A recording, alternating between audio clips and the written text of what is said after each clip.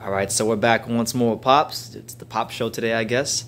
The next video we're going to talk about today, next topic we're going to talk about in this video is your main man, Terence Crawford. He's been, I guess he's on quarantine, and I guess he's come to the conclusion that he really doesn't care. Yeah. He doesn't care at all right now. He's turned all the way up, and he's calling out Errol Spence. He's calling out Thurman, and then now he's got into it with Jermell Charlo. He said that basically, you know.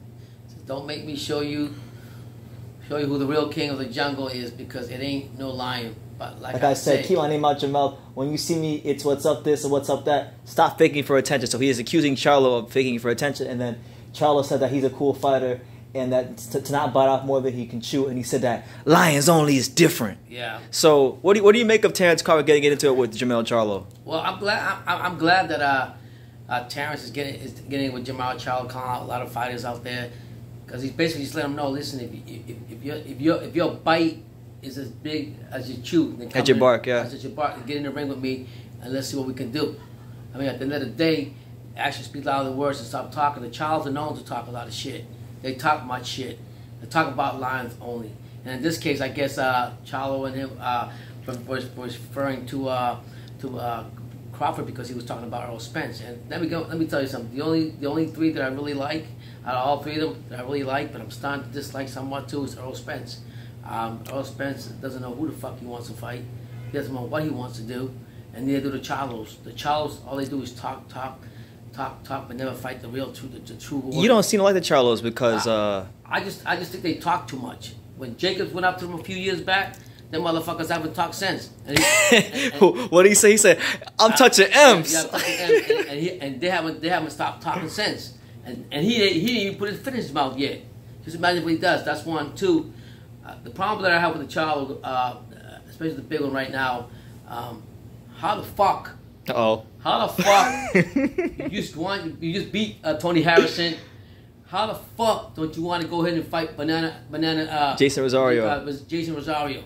But you want to go in a motherfucking voluntary unemployment line, a voluntary line, and ask if you can have a voluntary fight. He wants a stimulus check. And now you really crosses like I'm telling you, I'm a big fan. I like Buck Crawford. I like Nebraska Sons, but I call him because he's got a dog in him that I like. And if he gets in the ring with you, if he gets up to your weight, he will fuck you up, Charlo. Whoa, that's a bold statement. You think so? Because you know what? Because when Buck Crawford talks, he ain't hiring, he running from nobody, he's letting you know. You motherfuckers are sitting here going on unemployment lines asking for motherfucking voluntary fighters. How the fuck you a voluntary fighter? Why won't you fight this guy from the Dominican Republic? You talking about Laura, you want to fight, who else I was going to say, you got Bud wants to get a piece of you, you don't want to fight him, you don't want to fight the big dog. You brought up an interesting point when we were live the other day. You were saying that when Jarrett Hurd had the belts, Charlo had no problem asking for unification, but now Rosario's got the belt. Yeah. All of a sudden, he want to do it. How the fuck if you're the big lion, and you're the big lion, because let me tell you something, when you go in the jungle, and there's two lions, and they're both hungry, the motherfucker out of the line ain't gonna run away and go get another cub and eat him out first, or go voluntary and ask for voluntary challenger. He gonna fight whoever the other big lion is, got the belts, and show it. You guys talk too much, you guys make excuses, and then you don't get to the bottom of it. So, Charlo, I think it's the other way around. Don't you motherfucker bark the wrong tree up? Yep. Go up the wrong tree. We find right. T-Bud. Fandom aside, and just talking boxing here for a second. Skill-wise, like, how do you see Jermell Charlo and Terence Crawford matching up in that ring? If they go both, if they both fought at 154. 154, I'm telling you right now, Charlo's got power. I will not take that away from Charlo, his power, and he's got movement. He's got a pretty good jab. But I like Crawford. I just like the fact that he can switch from orthodox to versatile fighter. Versatile fighter. He can move around the ring. He can adapt to anything. And this is what I know. I know this is about Crawford throughout the years, not just now. And I said this is why I said he's got the dog in him. You gotta bring it to Crawford. Like you really gotta wake him the fuck up and hit him a couple times. Like Kawaluskis did. Right. And then you'll see him. Then you'll see him come up and show you his real truth about himself. And that's what I like about Crawford. I think I will give the advantage more to Crawford than I will Charlo, because I think he's a better skill fighter. And I like the fact that he can switch both ways, and he can adapt to anything better. I think the Charlo do too much talking, and he depends more on his power more than anything else. Even though this one's better than the other one's better than the. Yeah, we're talking about the less skilled one. We're talking about 154 Charlo, not 160. Yeah, 160 Charlo is pretty good. The 154 Charlo, he will get beat. He will get beat by Petit, but that's just me saying. I would love to see that fight happen. How do you think he gets beat? Decision or stoppage? I can see if Charlo's going to go in and try to push him, I think he'll get stopped. He's going to get punished, do you think? I think he'll get punished by Crawford. I'm taking Crawford. I'm telling you straight up. Crawford's got the dog. If you got to really, like right now, Crawford right now, he's beat him up. He's a hungry lion in the jungle. He's chomping at the bit. Right, and he's a real lion that wants to fight anybody. He ain't trying to find out who the voluntary fighter is. Writing letters to WBC. He ain't trying to find out this and that. He wants to get the real deal with anybody. So I'm gonna challenge you, Charlo. I'm gonna put a challenge on you, Pops. Pop's gonna challenge you on True School Sports. To what? If you're watching this, I want you to get on here and tell me you want to fight T-Bud. I want you first before you fight him. I want you to tell me that you're gonna fight Rosario. Tell me that one. Tell me if you want to fight Rosario. Get on the media, social media, say you want to fight Rosario.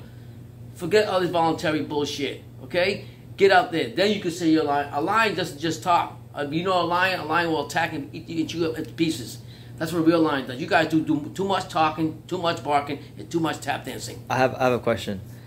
He went on his live recently, and I guess somebody had asked him in the comments if he fights Tony Harrison the third time, and he said, "No, I'm not fighting that guy again because the first fight, the judges were on some bullshit, and in the second fight, I proved to the world that the first fight was bullshit. So I don't gotta fight him again. I'm on the bigger and better things." I think that's all a bunch of excuses. To be honest with you, if Harrison won the belt and gave you the rematch clause for you to fight him and gave you a chance to come back and fight him, one, then the right thing to do is for you to do the same thing for him. I'm talking about the Charlos. Yeah, getting the opportunity. Right, that's one. Two, I honestly think why you don't want to fight Harrison, because Harrison exposed you mentally, your mental game. He got in your head big time, and he had your head all fucked up.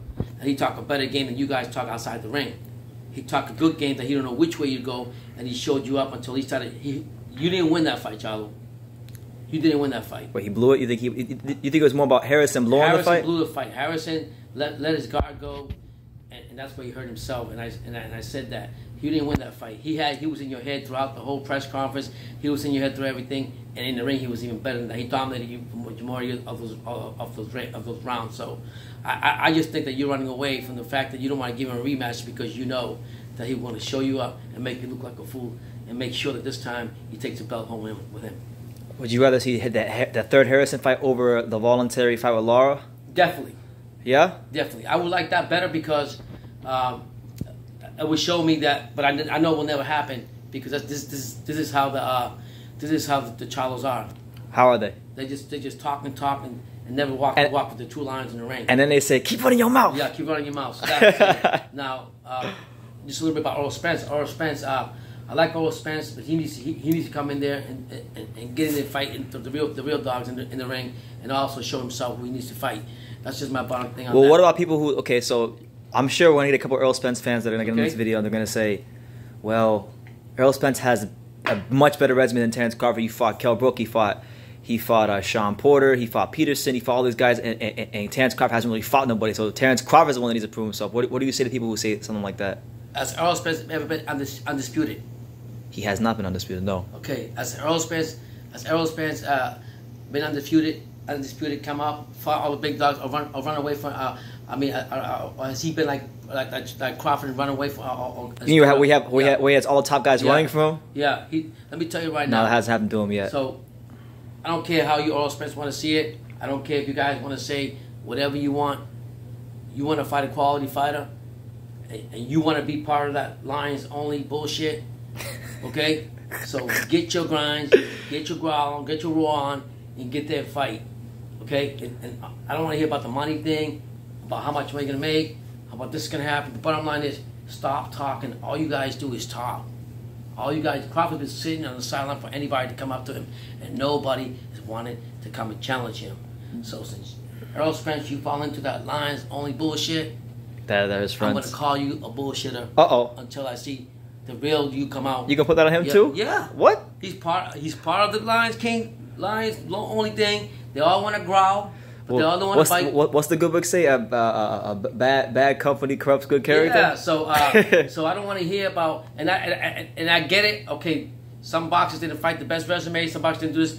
But you better look at what accomplishment. Sometimes it's beyond their control. Like look at 160. Like Demetrius Andrew is a great fighter, and he's been calling everybody out for a while. And nobody ain't nobody running in to fight him either. So, but I mean, there is no excuse why any of these Charlos. I mean that's how Errol, Spence, anybody in the welterweight division, whoever it may be, want to fight. There's a reason. The same way that people don't want to fight Boo Andre, Canelo don't want to fight Boo Andre. There's a reason why nobody want to touch Crawford.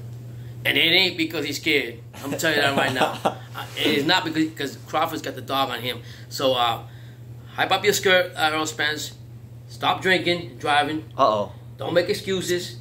I'm glad you're safe. I'm not talking bad about what happened. I'm glad you got saved by the action and everything. What I'm saying is, get in the ring and fight the real deal. Forget about the resumes. All you fanboys, all your casual fans, doesn't matter. Everything is laid out in the motherfucking ring. It's like when you're in a street fight. I might have a guy that's 6 foot tall. I might be the little short motherfucker. But people say, oh, he ain't nothing. He gonna get his ass whooped, right? Because I don't have no resume. You just see me like nobody. Like I'm a nobody. I'm gonna get stepped on. But in reality, I fucked that motherfucker 6 footer down. That's what Crawford's gonna do to anybody that steps in his way. Damn. There you go. That's Pops again letting you guys know. Raw and rugged. While he sips his coffee. Crawford. And I told you, I always liked Crawford. I think I like his style. I like the way he can switch from southpaw to orthodox. I can see. I mean, I can see how he's got. The thing I like about him is if you hit me in my face, I was okay. You can hit me, that mother will come out wild, come live. And people, I guess the way he fights, it is aggressive, but it's not what people want to see out of him all the way. But they don't give him a credit for the fighter that he is. I always go back to that Jeff Horn fight, how he fucked Jeff Horn up. Okay, I think he'd be a good fight with Manny Pacquiao. To be honest with you, I think he would be a good fight to see him fight. Everybody's saying that. What you would call it, Errol Spence should fight Manny Pacquiao, this and that. Well, why don't Crawford and Spence fight, and the winner of that fights Pacquiao? Simple as that. Fair enough. Lions, whatever you want to call it. Lions only. Yeah, so that's my thing on it. You guys leave your comments down below. Some of you are going to be haters. Some of you are going to be appreciators. But guess what? I'm appreciative. I appreciate everything from the haters and the appreciators. So what's up? There you go, Pops. Yeah.